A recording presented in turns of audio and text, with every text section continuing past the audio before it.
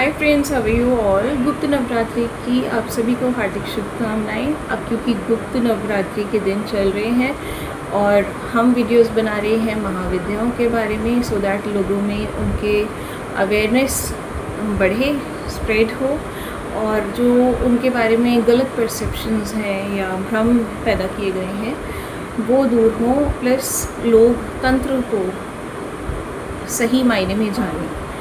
तो कल हमने कवर किया था पहली महाविद्या महाकाली के बारे में। आज हम सेकंड वीडियो बना रहे हैं महाविद्या माँ तारा के बारे में। तो आइए जानते हैं माँ तारा के बारे में। तो फ्रेंड्स, माँ तारा की वर्शिप बेसिकली हिंदुज़म में भी की जाती है और बुद्धिज़्म में भी की जाती है। चाइना में भी आपको बहुत पार्ट्स में माँ तारा का जो है वो उस स्वरूप की वर्शिप करते हुए बहुत सारे साधक या भक्त मिलेंगे। माँ तारा यूँ तो देवी है सिद्धि की, but she has a lot of forms, different forms. तो इनमें कलर वाइज वेरिएशन किया जाता है। जैसे कि green Tara is about healing, और जो ब्लू तारा है she is about knowledge and knowledge about outside of the world aspects. और जो रेड तारा है शी इज़ अबाउट रिलेशनशिप्स, थोड़ा उग्र स्वभाव भी हो जाता है एट टाइम्स। बेसिकली ये जो yes white Tara, another Tara she is about piece. तो बेसिकली माँ तारा का जो स्वभाव है वो काइंड है, शी इज़ कंपैशनेट, और उनको फेयर चीज़ें पसंद है। कहीं कुछ अनफेयर होता है तो उनकी फेरोशियसनेस जो है वो एक्सट्रीम पे आ जाती है। तो जब तक वो काइंड है वो काइंड है, लेकिन अगर कहीं कुछ अनफेयर हो रहा है, अनजस्टिफाइड हो रहा है, तो उनकी फेरोशियसनेस जो है वो कोई भी साधक या कोई भी जो पर्सन है वो झेल नहीं पाता। तो इसीलिए हम जनरली गृहस्थ लोगों को मना करते हैं कि माँ तारा की साधना आप नहीं कर सकते, बिकॉज़ जब तक आप हीलिंग मांग रहे हैं, आपका इंटेंट अच्छा है, आप सिंपली उनकी आपको बहुत नीड है, तो ठीक है, she will be there to heal you with a lot of compassion, a lot of kindness. लेकिन क्योंकि गृहस्थ जो है वो इमोशन से मोस्टली ड्राइव होता है, तो कुछ कभी कभी ऐसा क्या होता है ना कि कुछ टफ सिचुएशंस में हम इमोशन से या किसी भी एक कभी ग्रीड से भी हो सकता है या टेम्पटेशन से भी हो सकता है, but most of the time जाने अनजाने में हम इमोशन से जो डिसीजन मेकिंग करते हैं ना, that can be harmful for somebody else, जो कि उसके लिए अनफेयर हो और हमें उस बात का अंदाज़ भी ना हो। हम अपने परसेप्शन में ही कुछ ऐसी चीज़ें कर जाते हैं जो कि अनफेयर हो जाती है एट टाइम्स। तो माँ तारा की इसीलिए गृहस्थ को हम साधना के लिए इनकरेज नहीं करते, because there are a lot of rules and regulations. ये समझ होनी चाहिए, वो अलाइनमेंट होनी चाहिए पर्सन की, जैसे कि वो फेयर डिसीजन मेकिंग्स करें, और माँ तारा का जो उग्र स्वरूप है वो उनको झेलना ना पड़े। तो this is a thing behind it. But साधक जो होते हैं उनको पता होता है कि किस तरीके से माँ तारा की साधना करनी होती है। कुछ नियम, कायदे, कानून होते हैं हर चीज़ के, and they follow it.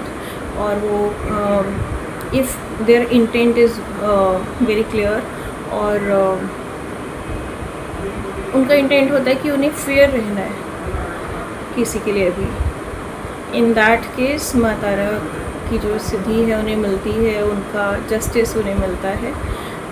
In case जैसे कि रामायण में स्टोरी है कि रावण ने भी माँ तारा की काफ़ी साधना की थी while battling with Ram ji. और ऑल्दो ही वॉज वेरी विद्वान और बहुत ज्ञानी थे, but he made some mistake सिर्फ वॉर को जीतने के लिए। तो माँ तारा की साइड से जो कॉन्सिक्वेंसेस है वो रावण की हार के रूप में आप सबके सामने ही है। तो दिस इज़ द थिंग। तो अगर रावण जैसा जो विद्वान है उनकी साइड से मिस्टेक हो सकती है, बिकॉज़ वो इमोशन उन पर हावी हो गया ना उस टाइम कि भाई मुझे जीतना है, वो ईगो का इमोशन हावी हो गया कि मैं हार नहीं मान सकता। तो फिर उसका इम्पैक्ट उन्होंने देख लिया। तो हम गृहस्थ जो लोग होते हैं ना, उनके लिए it's very easy to fall into trap of any such situation. एक छोटी सी सिचुएशन भी हमें टफ लग जाती है, उसमें भी हम कुछ गलत कर सकते हैं। So this is the thing. बाकी इसके अलावा माँ तारा को जो सिद्ध करता है, they get a lot of creativity. मतलब इस तरह की क्रिएटिविटी कि कई बार आप देखते हैं कि कोई पर्सन बहुत थोड़ा सा ही किसी चीज़ में लर्निंग करता है। जैसे फॉर एग्ज़ाम्पल कोई डांसर है या कोई नॉर्मल पर्सन है जो कि क्लासिकल डांस सीखने गया है या कोई भी डांस फॉर्म सीखने गया है, सिंगिंग सीखने गया है या कोई आर्ट वर्क सीखने गया है, और बहुत थोड़ी सी ही मेहनत से या जस्ट नोइंग द बेसिक्स वो उसमें बहुत अच्छा कर जाता है। तो जो क्रिएटिविटी है ना, वो माँ तारा की दी हुई सिद्धि होती है।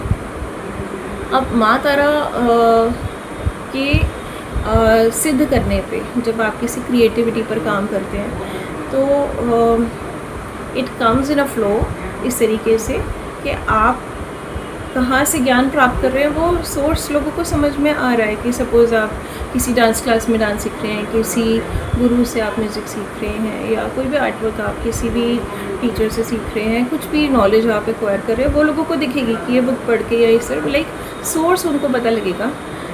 But then knowledge will be so vast कि उन्हें लगेगा कि अरे कितने कम टाइम में और कितना थोड़ा सा करके इसको कितना कुछ आ गया। तो this is the siddhi which is given by Maa तारा।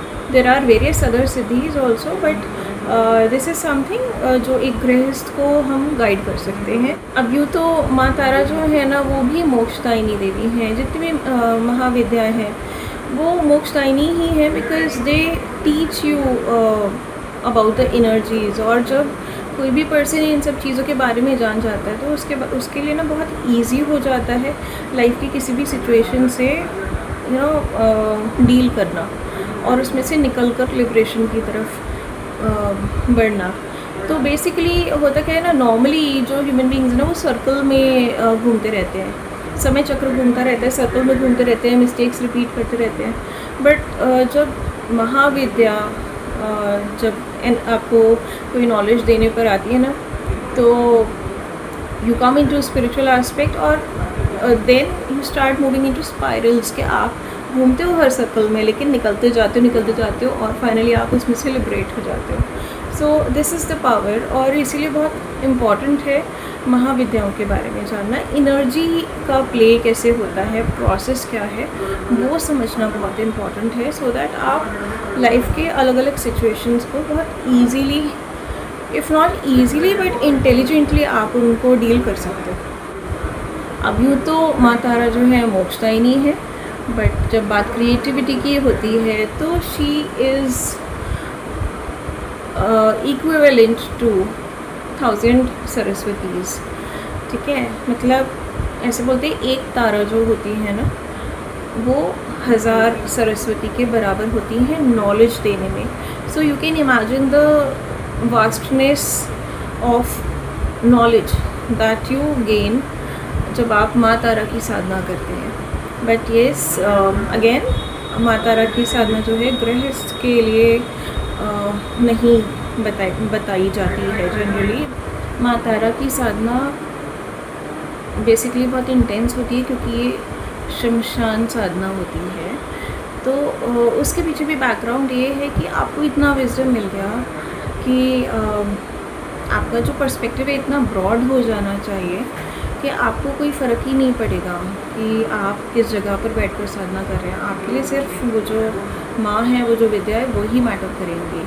अगर आप उस मेंटल जोन से ही बाहर नहीं निकल पा रहे हैं कि मैं यहाँ बैठा हूँ, आपको डर लग रहा है या कुछ भी चीज़ हो रही है, you are not comfortable there, जब कंफर्ट डिस्कम्फर्ट भी आ रहा है साधना में, तो फिर वो साधना रह ही नहीं जाती। So this is the reason कि इंटेंस होती है इनकी साधना, और बहुत ही इंटेंस सिद्धियाँ भी उनसे मिलती हैं। और अगर अनफेयर हम कुछ करते, गलत इंटेंट से करते हैं, तो बहुत ही इंटेंस रिजल्ट भी देखने के लिए मिलते हैं। बट हैविंग सेड दैट, माँ ग्रीन तारा की उपासना या मंत्र जाप आप उन केसेस में कर सकते हैं जहाँ पे बिल्कुल ही लाइफ एंड डेथ की सिचुएशन हो गई and you are doing your duties, but situation को कंट्रोल करने के इंटेंट से नहीं, but just in order to bring the healing. भगवान से आप प्रार्थना, माँ तारा से आप प्रार्थना कर सकते हो कि वो अपनी हीलिंग जो है किसी भी नीडी को दें। तो जहाँ पे चीज़ें आपको दिख रही हैं कि हाथ से निकल रही हैं, वहाँ पे डेफिनेटली आप माँ तारा का मंत्र जाप कर सकते हैं, उनसे प्रार्थना कर सकते हैं कि we have done our part, now we pray to you कि आप इनको हीलिंग प्रदान करें। तो ये चीज़ कोई गृहस्थ भी कर सकता है, उसमें कोई रोक नहीं है, क्योंकि माँ ग्रीन तारा हीलिंग्स लेकर आती है। सिमिलरली जो स्पिरिचुअल कोचेज़ होते हैं या स्पिरिचुअल हीलर्स होते हैं, वो भी गृहस्थ में रहकर भी ग्रीन तारा माँ का जो मंत्र है उसका जाप कर सकते हैं, ग्रीन तारा माँ की उपासना कर सकते हैं और उनको इन्वोक भी कर सकते हैं for providing healing to someone. और सिमिलरली अगर किसी का पेट इतने ख़राब कंडीशन में है जहाँ पे चीज़ें बिल्कुल हाथ से निकल गई हैं, और एनिमल्स के केस में ऑब्वियसली हम सभी के साथ होता है कि वो बता नहीं पाते और हम समझ नहीं पाते कि एग्जैक्टली वो क्या फ़ील कर रहे हैं। तो इन केस ऑफ एनिमल्स अगर आपको लग रहा है कि लाइफ एंड डेथ का सिचुएशन हो गई है, तो यू कैन प्रे टू माँ तारा, उनका मंत्र जाप भी कर सकते हैं, उनको प्रे भी कर सकते हैं। और जो कोई स्पिरिचुअल मेंटर्स हैं या स्पिरिचुअल गुरुज या स्पिरिचुअल हीलर्स हैं या स्पिरिचुअल कोचेज़ हैं, दे कैन इन्वोक माँ ग्रीन तारा अगर इस तरह की किसी पेट की या किसी भी एनिमल की, बर्ड की या फिशेज या जो भी जीव जंतु हैं उनकी हीलिंग के लिए भी ज़रूरत पड़े, तो भी आप माँ ग्रीन तारा की प्रार्थना कर सकते हैं। तो शी डेफिनेटली हेल्प्स और वो हीलिंग प्रदान करती है, but rest happens as destined. तो ये कुछ नॉलेज थी माँ तारा के बारे में, महाविद्या माँ तारा के बारे में, जो मैं आपको प्रोवाइड कर सकती थी। There are a lot of things besides all this, but there are certain limitation, certain restrictions in tantra जिनको हम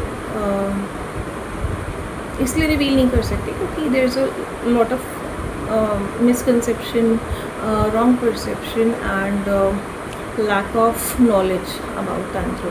तो कोई भी चीज़ आधी अधूरी या जब तक डिटेल में ना हो उसको जग ज़ाहिर करना वो कभी भी सेफ़ नहीं होता। बट कुछ बेसिक्स जो आप 10 महाविद्या के बारे में जान सकते हैं वो मैं इस सीरीज़ में ज़रूर कवर करूँगी। So thank you for being with me, thank you for all the time you have spent watching this video. Please take care of yourself. Shri Matre Namah।